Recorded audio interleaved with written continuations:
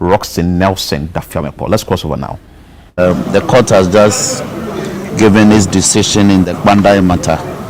Is to the effect that the decision of the Tamale High Court, the Commercial Division, presided by Justice Brew, I believe, be quashed by a 4-1 decision. Now, as a party, we are aggrieved by this decision, and therefore we will advise our candidate in the matter regarding the next step to take. But the court is a court of equity and of law. We should be interested in the Gazette notification published by the Assembly Press under the authority of the Electoral Commission that was brought to Parliament, for which people like me were sworn in. That cannot be a gazette that will be discounted by the court, because it's a public document. The NPP cannot benefit from that gazette notification and come to court and say that that is not the proper document. You see, the NPP, when the Tamale Court gave their decision in our favor, they called the court a kangaroo court. Today, when they got the court decision in their favor, they are singing the praises of the court. But we are law-abiding. We want to urge our teaming supporters, both here and in Kpandai, to remain calm. This is not the end. This matter is not the end. The ruling of the court will be filed according to the court's own decision by the 6th of February. When we obtain the ruling, and that's the certified true copy, and we study it, we advise ourselves. There's a review option. So this matter is not ended. It's not ended. It's not ended. Nyindam shouldn't think that it is over.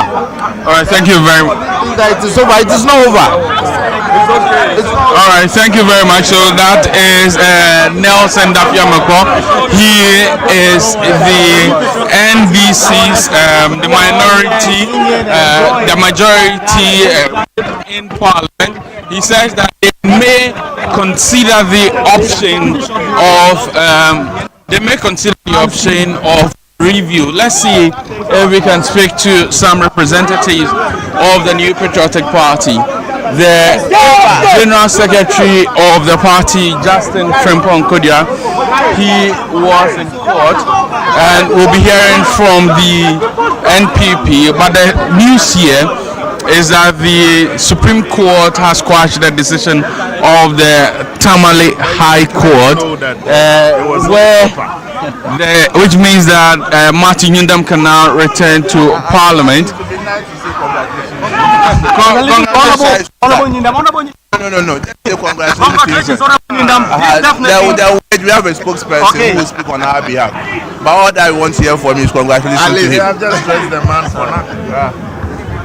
So the news we have this morning is that the Supreme Court has, by a 4-1 majority decision, quashed the Tamale High Court's decision annulling the Kpandai results.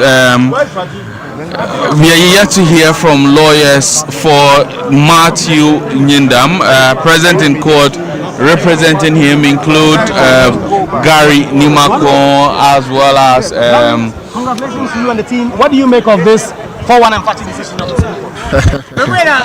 Thank you very much. I think that the Supreme Court has spoken emphatically that the decision of the Tamale High Court was made without jurisdiction, and so the court has quashed it and is hereby quashed. So Honorable Nyindam still remains the MP, the people of Kpandai. So we call it still maintained. Thank you very much. Thank you. I mean, the majority in Parliament say that they would consider the option of a review. They say they disagree with the decision of the court. And it's a 4-1 decision. You can come up with review. They will add 2. Therefore, will not change their position to be split before 3 in the likely event. So I think they should just forget about it. I mean, there are those who say that, and in fact, they say in their press conference that you and the MEP have exhibited. Who say?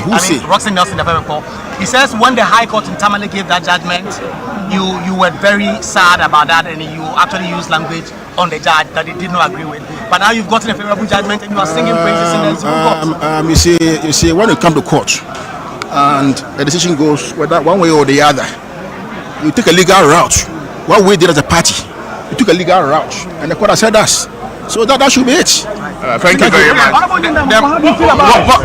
Well, first of all, let me say thank you to Almighty God for what He's done in my life, and to also thank my lawyers, and also use this opportunity to thank the Supreme Court judges for the ruling, because it's clear that the people wanted to change the will of the people of Kpandai, but the Supreme Court has affirmed the will of the people, and I'm most grateful to them. I also want to thank the party from the head to the bottom, that is national, regional, and the constituency, for the support they've given me, and the people of Kpandai. I'm sure that when you are in Kpandai today, you will see the joy of the people, because they voted for me and they expected me to serve them for the 4 years. I also want to thank His Excellency, the former Vice President, Dr. Mahmoud Bawumia, for the support he's given me throughout. I am most grateful. May God add several years to his current years. And I know by the will of God, he will serve this nation one day. I am very grateful. Thank you very much. Thank you very much. So that is Matthew Nyindam, but some of his colleagues have always been in court, giving him support. Samia Oko is one of his colleagues in Parliament, and he's always been in court. It appears for you this decision of the Supreme Court was expected. Well, clearly the NPP's position right from day one was very clear, and our fidelity to the laws of Ghana. We wanted to make sure that the laws were respected and not changed in favor of the strong. We clearly believe that the laws are there. The laws are there to protect both the vulnerable and the strong. The laws are there to protect and also ensure the rights of citizens being protected, whether you are rich or you are poor, whether you are in majority or you are in minority. We found the NDC's conduct and behavior very strange, and it's clearly an act of greed that you have in excess of 180 plus members of parliament, your colleagues on the other side, to checkmate government, to scrutinize policies of government. You are bent on whittling down the numbers so you can have almost a one party. But if they so believe that that particular person didn't win it, it is their right to challenge. You did ask a question. The reason why the NPP, after the High Court case in Tamale, we were very strong on it, was that we clearly believe that the decision of the High Court was perverse and was erroneous. And clearly we believe that something had to be done in the supreme interest of our country, constitutionalism and democracy. The will of the Kpandai people had been expressed on the 7th of December 2024. And people motivated by greed and evil decides that they want to twist the hands of the I mean, we ought to agree that at this point in time, it's been quashed just because of procedural matters. Well, substantively, they might have legitimate concerns. There were issues about maize. Time bound. Yes, certainly. So but I mean, the fact that they had a procedural issue wrong doesn't mean that they were. It was greed that actually. Substance of their matter. It has no legs to stand on in the legal fraternity and in the laws of our country. Some of the polling stations that ordinarily we were told and made to believe that these were the polling stations in contention. The Tamale High Court then decides to also add additional polling station results and ensure that when nullified, it prevents the Honorable Matthew Nyindam from proceeding to serve the people of Kpandai as their respected member of parliament. Today, democracy has won. Today, truth has prevailed over lies. Today, light has prevailed over darkness. And today, the Constitution, once again, has reigned supreme. I would have been surprised if the decision had been the other way around, because on the basis of law, on the face of facts, and on the face of evidence, at no material point in time did we have the NDC's legal representation making a good impression on the court. And for me, I think that is where, right from the argument stage and the filing and all that, we were clear in our minds that the decision of the High Court cannot be allowed to stand. If it had been allowed to stand, it would have set a very dangerous precedent, and the electoral body would have had very difficult times in managing the electoral affairs of our country.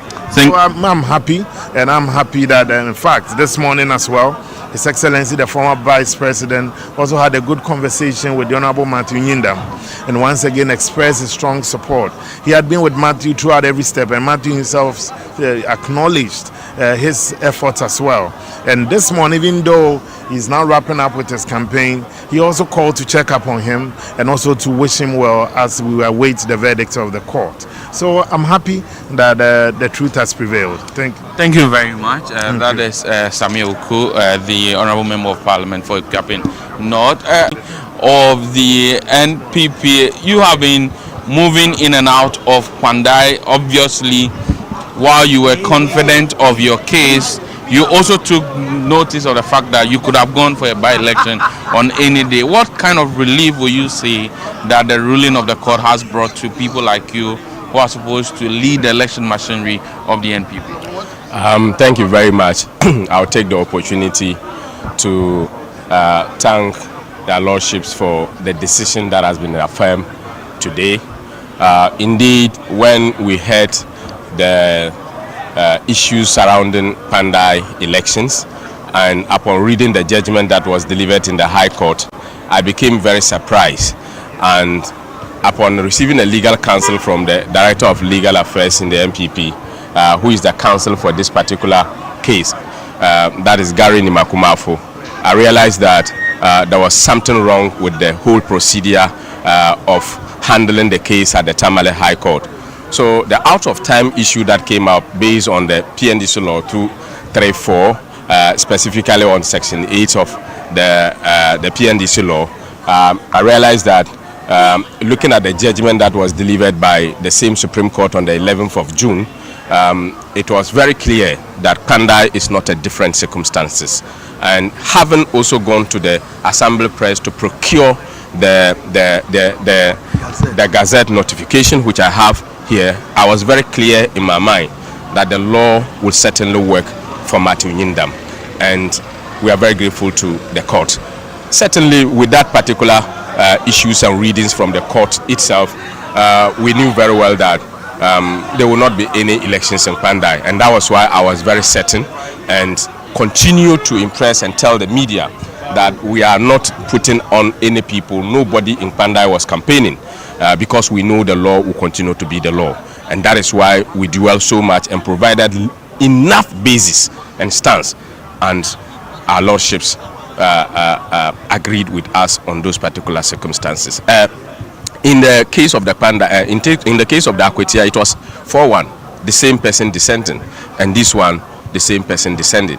So I believe that the rule of law will continue to prevail, and we advise the NDC, most of the times it's not everything that you should be making noise about.